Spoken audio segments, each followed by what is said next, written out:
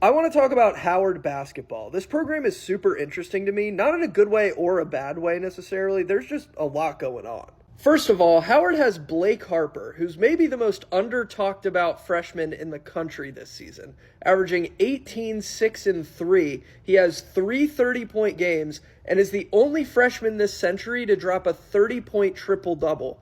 DMV represent, this kid is the truth. He's now won 11 consecutive MEAC Rookie of the Week awards, and it's so funny because they just make him a new graphic every week. The Bison are 8-11 overall, but first place in the MEAC with a 3-0 conference record. They're third in the country in three-point percentage, shooting 40.5% as a team. However, Howard has lost 2 consecutive games against Division II opponents. The first loss came against Bowie State, which is kind of funny to me because I have a family connection to Bowie State. But Howard's second Division II loss, their loss to Morehouse earlier this week, is really the interesting one. After this game, all these aggregator accounts were posting like, Howard, an HBCU, lost to a Division II school on Martin Luther King Jr. Day. How brutal is that? But they missed the cool part, which is that this game was played on Martin Luther King Jr. Day, and Morehouse is Dr. King's alma mater, and somehow none of these accounts wanted to mention that. Like, yeah, Howard, the first place team in the MEAC, losing back-to-back games against Division II schools isn't great on its surface,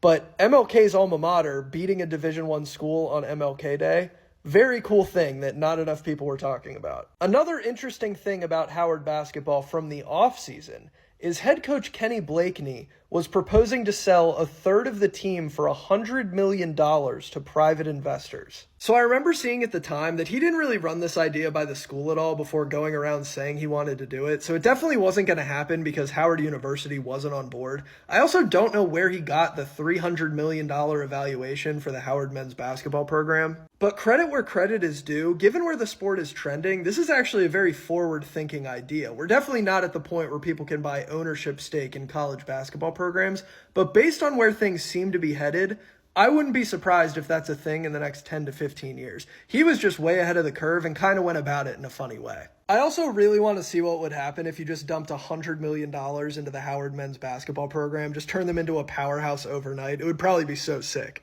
So there you have it, Howard basketball. Like I said, very fun program. They've got a lot going on.